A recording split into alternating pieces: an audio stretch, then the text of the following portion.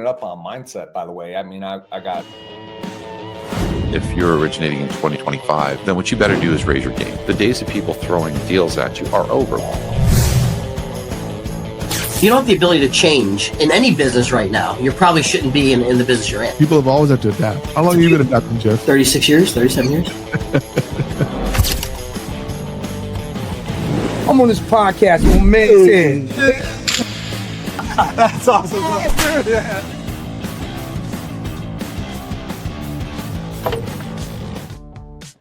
All right, guys. Welcome back to another edition of Laugh, Learn, and Eat the podcast, man. And I am about as jacked as I've been lately for a guest, man. You guys don't know what you're in for a treat today. The gentleman that's on this show, I met about a year and a half ago, 2 years, I can't remember, a year ago. And somehow lost touch of trying to get him on the show, reconnected. I've built a good relationship now for the last several months. Got him on the show. I'm excited to introduce the one and only Joe Arroyo of Conward. How you doing, Joe? Excellent, sir. Thank you. I hope that introduction was sufficient enough for your excellence. I appreciate it. Yeah, thank you. we try to make, hype up everything. You know what I mean? Yeah. Since John Perry's not here to hype us up, I got to do all the hyping myself. Yeah. But it is interesting, Joe. I was thinking about that before the show started today. It was like, I met you, I guess it was 2023. And somehow or another we talked. I know we met at that summit for Annie Mac in Atlantic City. And then it kind of like, I think I emailed you or I can't remember what happened. And then it just disappeared. And I got wrapped in my world. You got wrapped in your world. And like nothing ever appeared out of that. Yeah. And oftentimes, I guess life is like that, huh? You're not like, maybe I wasn't ready for the teacher at that time or something. That's right. You were not yet ready. No, I mean, it's interesting when you think about your business and your world. It's all about who you know, and obviously who knows you. And an interesting thought to have when you think about your future. Mm-hmm. Is, you know what, Fobby, if you're going to hit the goals that you have to hit in life and accomplish the things you're here to accomplish, you do not yet know everyone you need to know. And so, who else do you need to know and open a conversation with? And not just open a conversation with one time, because that creates an acquaintance, right? Yeah. Real great things in business and life comes from relationships, and relationships take a quantity and quality of conversations that you have. And so, we met once and then we didn't talk for a year, right? Yeah. We were acquaintances. Who's Fobby? Oh, I know. Yeah, I met him once. Fobby, cool. Seemed like a cool guy. Met him at this conference that we were a part of, and great guy. An acquaintance. Then the conversation repeats. You have it again, and then you have it again, and again, and again. And the quality of those conversations changes, and then you form what I would say we have now, which is, of course, a working relationship and a friendship. Yeah. And that's how it works. That's and I'd be remiss if I didn't throw Jamie Brown's name in there. Absolutely. It was so weird, but I don't know if you know the story, but Jamie was talking to me when he was like trying to figure out what he's going to do with his life now that he's grown up, right? And I don't know what it was, Joe, but whatever he was saying, like I could hear you talking. And just that one acquaintance conversation that we had, right? And I was like, dude, you sound like this guy that I met named Joe Arroyo. Yeah. Yes. And it was just like that magic. If I had never said that word, I would have never known you guys were friends. Right. Yeah. Well, Jamie, first of all, is a rare individual, rare human being who's done the work of really earning the title of being a leader, and huge heart to serve. He's been a client he was a client for about 5 years. And of course we formed a great friendship as well. And he grew a couple $1 billion 2 times over, in our work together, and has since retired from that. And he now works with our company, which is great. Yeah. But man, he's been a friend. He's been a mentor. He has been a real blessing to us. So we appreciate it. Really weird, man. It was so weird because I'll never forget that when I said that. He goes, "Oh, I know Joe. I know Joe Arroyo." Well, there you go, man. Call him. Why are you calling me? Yeah. I can't help you. You know what I mean? That's what I kind of felt at that point. But You've been around the mortgage industry now. And I know you were in the mortgage industry, right? At one time, right? You were actually a mortgage loan officer, or no? Started off as an originator in 2008. Because I was going broke, was in real estate development and had about 3,000 lots between DC and Raleigh, North Carolina, which I thought was fantastic. I was counting my money. I was rich. Yeah. Except it was all on paper, and that paper number changed real quick. It felt like overnight, but got to the point where I lost everything I had and needed to put food on the table. 3 kids, sole income earner. And if I didn't get money coming in, we weren't eating, And so a buddy of mine said, "Hey man, why don't you start brokering some loans? You don't need to know anything. We'll take care of all the stuff. You just go out there and originate, and we'll pay you on it." And I took him up on that offer, and of course, went out, dialed 100 agents a day, Fobby. Wow. 100 agents a day, and I had nothing else to do. And of course, they were like, "What, dude? Why would we trust a deal to you? Like, what? You don't know what you're doing. They're few and far between." And I did that for a period of 3 months, 100 agents a day, and before I knew it, I was originating 2.5, 3 million a month in a down market. And that started the trajectory of my coaching consulting career, because a bunch of banks started calling up, mortgage banks and banks, and saying, "Hey, man, dude, our guys are sinking. You just showed up on the map and you're crushing origination. What are you doing?" And I'm like, "Well, I'm starving. That's what I'm doing. I mean, I'm dying over here is what's happening. And I can't let that happen. So I'm doing anything I have to do, but I'm happy to share with you what that is. It's not glamorous. It's just, I'm engaging and building relationships in the market that I need right now to do business. And the coaching and consulting career took off from there, because I didn't know it was happening at the time. Where was that frame of reference to call 100 agents a day? Where was that? Where that thought come from? And did you had experience of doing that in the past, or Well, as a in real estate development, how do you get the development? You have to go knock on doors. You got to talk to people who own the property, introduce yourself. They have no idea who you are. Yeah. And I was greeted by everyone from friendly to actually one who's a good friend of mine to this day. She greeted me with a 357 to the head as I came onto her farm unwelcomed to ask if she would like to, get it developed. So it was a skill that I had been working since for the last 6 or 7 years prior to that. So it was the one thing that I had to carry forward into this new industry. Like, well, how do you get the business? They're not coming to me. They don't know who I am. I got to get the relationship and build new relationships than the one that I have. Well, how do you build new relationships? It's not Facebook. It's not texting. It's not a direct mail shiny piece. It's a conversation. How do you get a conversation? Pick up the phone. So now you have 2 things in common with my father. Yeah. Both of you guys were radio guys. I found out that you were a radio guy before you got in the business, right? Yep. He was too. And then he became a New York life insurance agent. He was the sole provider of 6 children and a wife. Yeah. And he went through the entire Northern Virginia white pages and found all the Arabic sounding names and called each one. Awesome. There you go. Yeah. Like if their name was Arabic sounding, he was like calling them up and saying, talking like from Pakistan, especially, right? Because he was a huge radio celebrity back in Pakistan. Yeah. And he was like the Mr. Rogers of Pakistan at one time in the early 60s. And all these kids that had grown up listening to his show were now living in America. And they're like, "Oh my God, you're here? Yes, of course we want to meet with you. Come to our house, have dinner." I can see that. I can see that, Fobby. That's amazing. So I'm like, listening to you talk about 100 agents a day, and I see my dad going through the white page as a kid.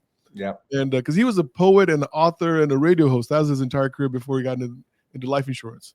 Yeah. Never sold a thing in his life before that. Had no idea what he was doing. Yeah. And so, all right, so good. So we go down the road of the mortgage industry. Where do you realize like you have this? Is it a skill or is it a natural trait? I don't know. Maybe a skill. We'll just call it a skill for now.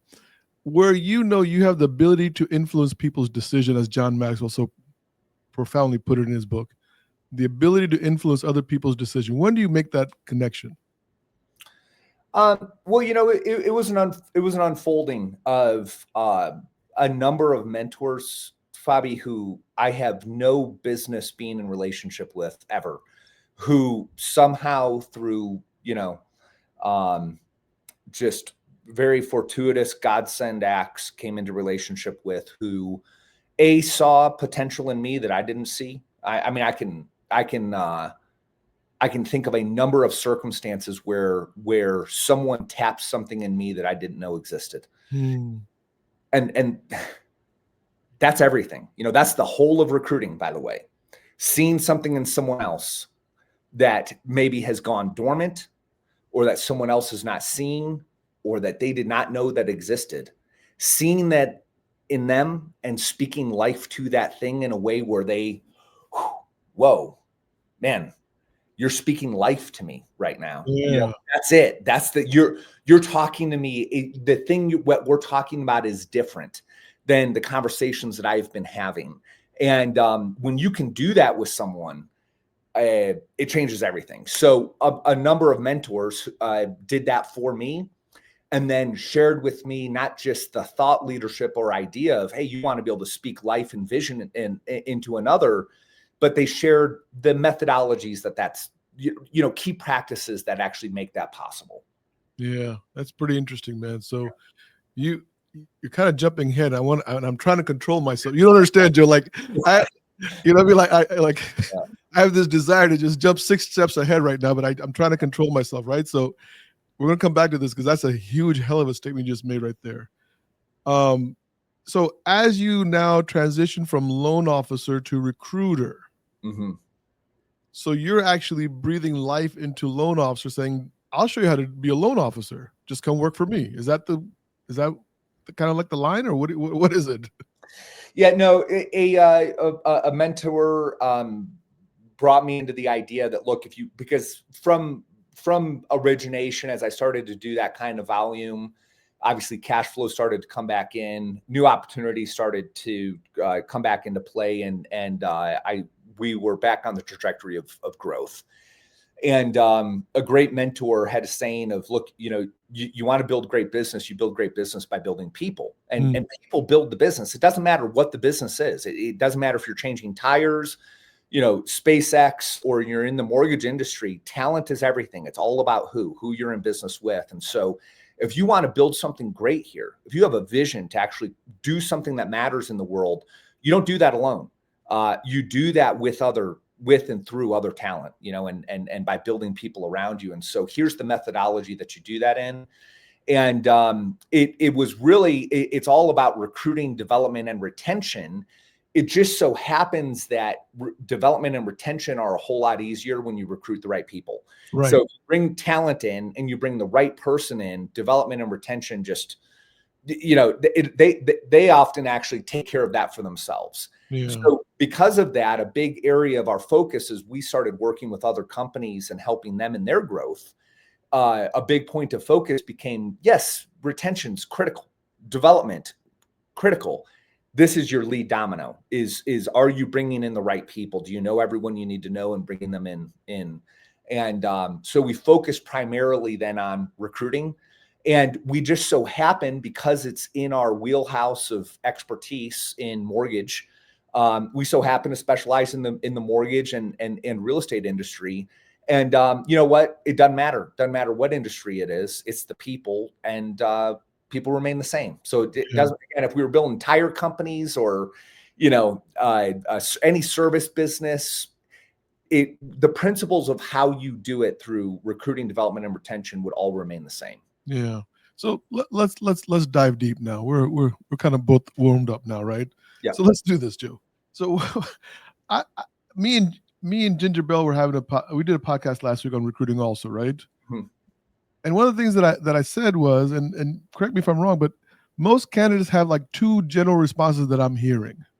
Like when you can call them up, like, I'm really happy where I'm at, and I'm not really looking to make a move. And the one that I just get so annoyed at, I wrote an article in Housing Wire recently about it. There's no perfect company. I don't know why that irks me, but it just does. So I'll deal with my therapist on that statement one day. Right? But like, they have these pat answers. How do you break through that, Joe? Because you have the ability, I've picked up, to break through those answers and get them to a place of thinking, like what if maybe. Is that accurate? Yeah. Yeah. I mean, look, happy where I'm at and not looking to make a move are your standard objections. And they're really designed for, oftentimes for the candidate to keep themselves safe. Like what I'm hearing is, listen, I'm not the house isn't on fire. I'm not running out of here. And I'm not in any great pain right now. So please don't pitch me the next shiny object, because I'm not going to just hop for the sake of hopping. Also, talent tends to be happy where they're at. Talent tends to take personal accountability for results in their life.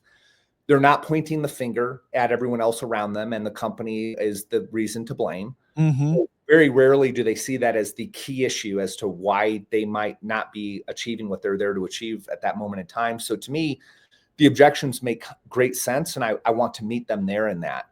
And, without going too much into the scripting on it, because, we don't have the time for that, the core idea is, look, I'm glad you're happy where you're at right now. That says a lot about you. But what I want to talk about is your future and the opportunity that you have. And, Fobby, I don't care what you're doing right now. I can just about guarantee you have not yet maxed your potential. And so is there room for us to dream a little bit more?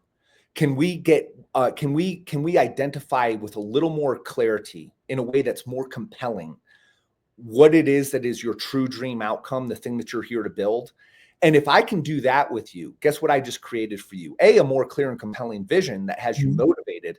But I also just created a problem, because the problem is this is now your vision, and this is where you're at.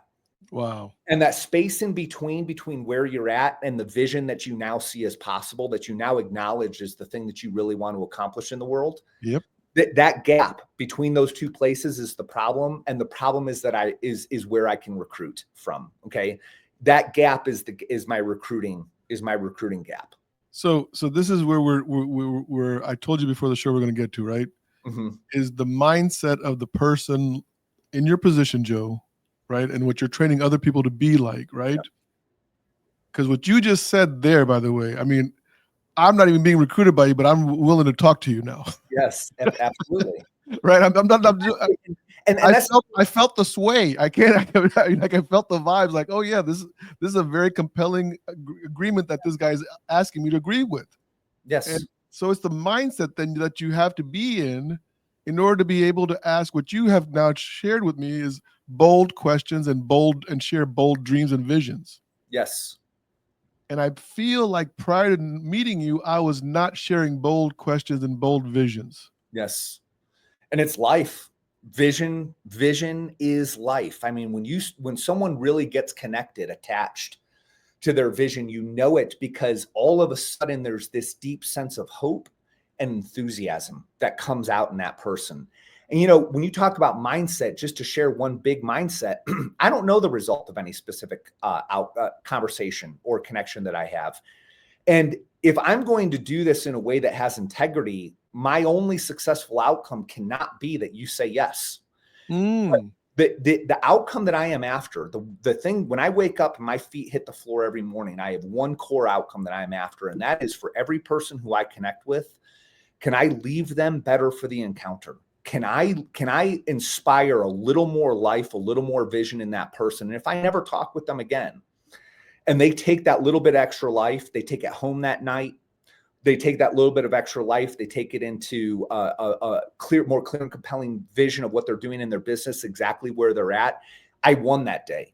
And the more I do that, of course, the interesting thing is the other person says, well, wait a minute. This is a different type of conversation. Yeah. It's one that I want to have more of. Yeah. So can we talk more? Please tell me more. So the core mindset is not, let's come over here. The core mindset is, look, I believe in you. I believe that you have a calling, so to speak. I believe that you have a vision and passion. I believe that you have life significance and your life matters.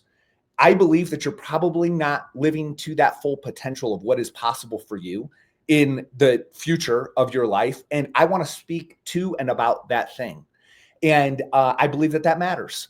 And wherever that goes, it goes. And so the more that mindset is brought, the more genuine authenticity is brought to the conversation. And the reason you feel the words that I'm sharing with you, Fobby, is because I believe it. Yeah. I believe that it matters. And I believe that you have vision and opportunity and a dream outcome and something that you're here to do in the world. Yeah. And that actually, so I once again, I didn't connect the dots until that's why I love these conversations. Like, by the way, the reason I started this podcast 5 years, I did not know what this was going to do for me. Right. Yeah. But I feel like I have been able to talk to, I don't know, this is the 6th season, 40 episodes a year, whatever that is. Right. Sure. I get to talk to some of the most amazing people and learn. And so what you just shared to me is the mindset of abundance. Mm. Like when you have the mindset of abundance, you're not losing. And it's not a zero-sum game when you pick up that phone call to talk to somebody. Absolutely not. Yeah. And so I think most recruiters, and I'll share a story with you. This is so funny, Joe. You're gonna crack up at this. I always take recruiter calls because it's just like I feel like it's what's that called? Anyway, like honesty amongst thieves or whatever, honor among thieves, right? Like if they're calling me, I'm going to say yes because I feel like karma. Then I'll get a yes sometime from somebody else, right? Sure. This guy sets up time and I do all the thing. Within 3 minutes, this is literally what I heard. Now, I don't know what he actually said, right? Sure. He said, "Hey, I want to tell you about a company you probably never heard about it. I'd be suspicious about it if I were you because I've never heard about the company myself." Mm-hmm. Like, what the hell are you talking about? Yeah. Yeah. Great. Why are you on the phone? Why are we talking right now? I was like, what are we talking about? Like, this is like, I get the self-deprecation. I get that. Like, you're trying to get all the things out of me in first 3 minutes. Sure. But where are we going with this? Like, you want me to work for a company that just started, no one's ever heard about, you're suspicious, and now you're adding me to be suspicious about it. Yes. winning trifecta. So obviously don't do that, right, Joe? Yeah, 100%.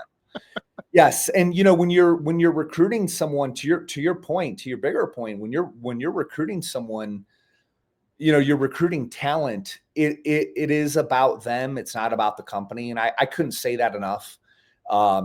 If you lead in your recruiting conversation about you and your company in any form whatsoever, you're missing what the recruiting conversation is about. It is not about you. It is not about your company. It is about this person and what they are there to create, what they're there to build. And if you start anywhere other than there, you, for so many reasons that are evident and not so evident, unless you do a lot of recruiting, you're missing what the real opportunity is. So recruiting first and foremost begins with, who are you? What are you here to accomplish in the world? Why does that matter? Where are you currently at? What's getting in the way? What resources do you need?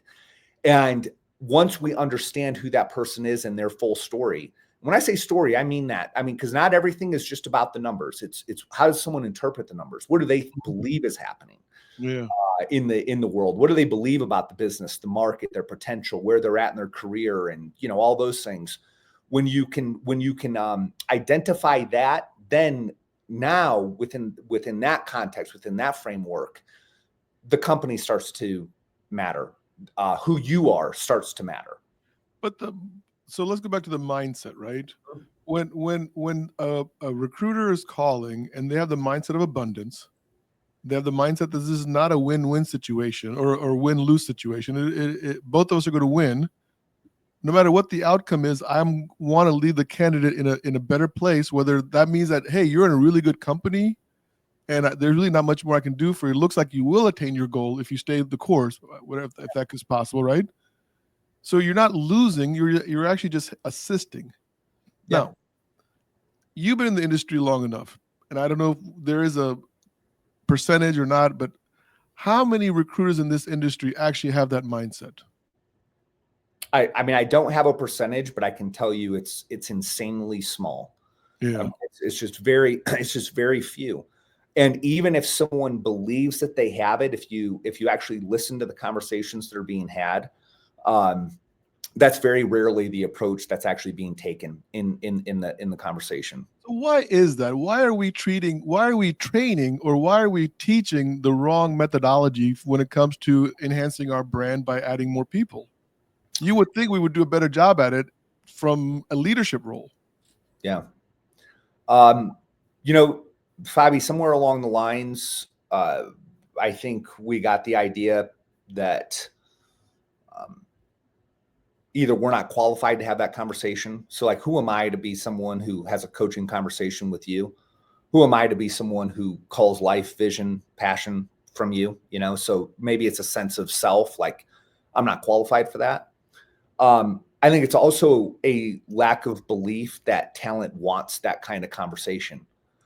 And to which I answer, I don't do much coaching anymore, but I do handle a few clients at a time, and they pay a ridiculous amount of money for it. And why do they do that? Because what they really want, they really want to get on the phone and have a conversation that calls them back to vision and helps clear the noise about what are all the things that are getting in the way, and let's get clear again in a compelling way. One that compels you to action. Let's get clear on what it is that we're here to do and why that matters. Okay. And what we need to do to be able to make that happen.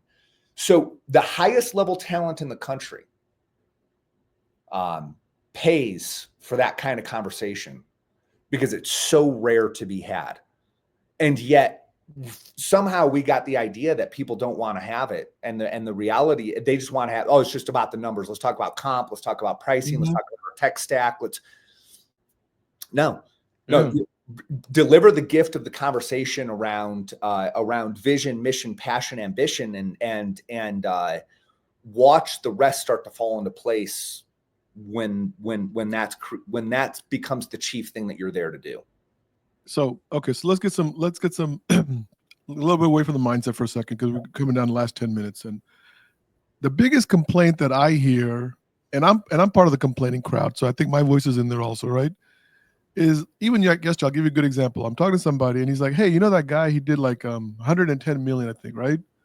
And XYZ mortgage company just paid him $1.6 million to go join them. Mm-hmm. Right now he's on a 2 or 3 year clawback, whatever that number. I mean, I don't know the exact details, right?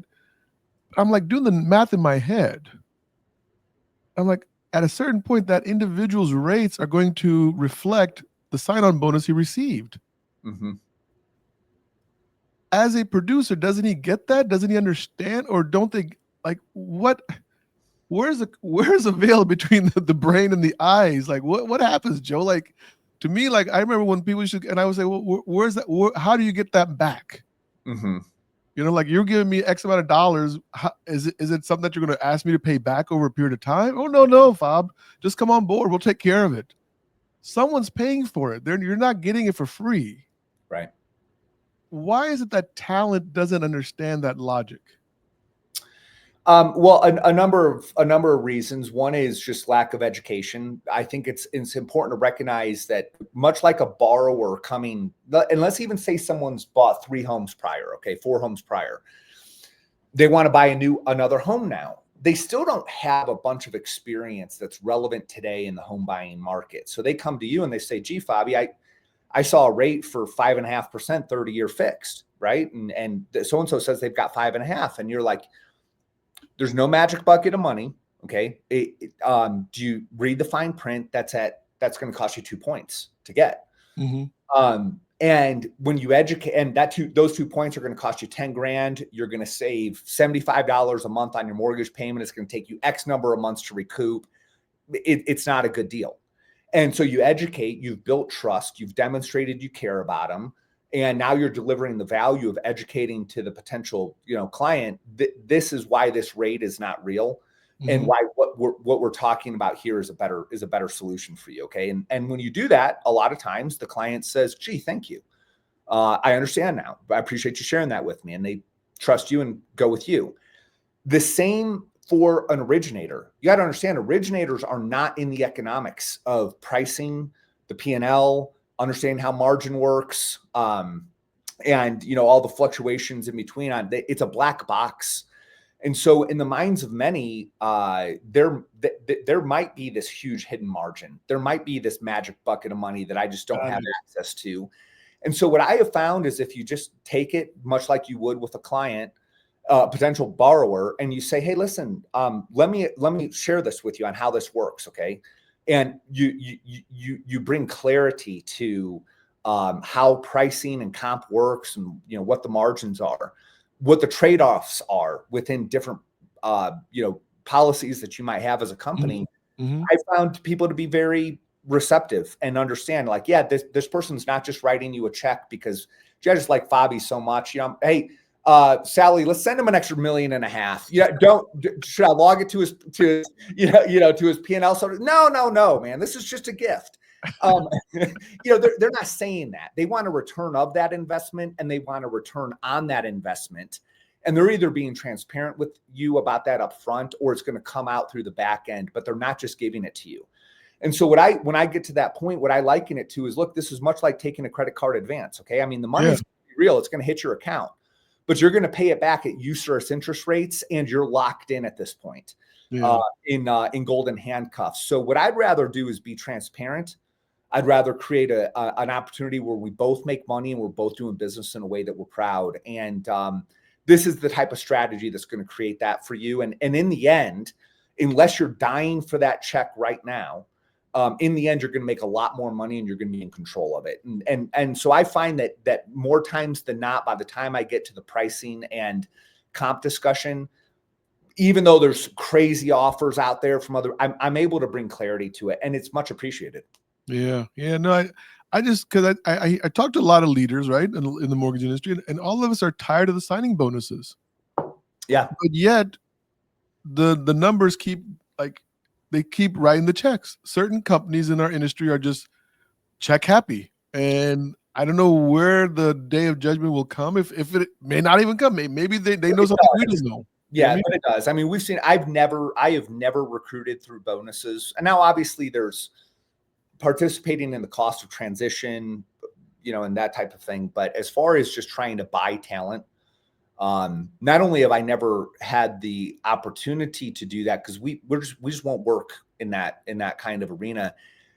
I believe it's bad for the market. I believe it's bad for the originator. I believe it's bad for the company, because I've seen it be bad again and again and again. And so I'm very confident in sharing with someone why that is not the route they want to go. And you know what, Fobby, as you well know, I've seen so many companies that have that look really successful on paper that are hemorrhaging on the back end. And at a certain point, you're going to pay the price for that. I don't want to be there paying the back price for. I don't want to be there paying the price for talent that you bought, rather than actually have a value proposition for why they would want to come over. Yeah. I remember this one group that Gabe and I were trying to acquire about a year ago, and they owed a company, I think, $540,000. Mm-hmm. And the reason they owed them $540 because that company had bought out their previous contract and gave them some more money. Yeah.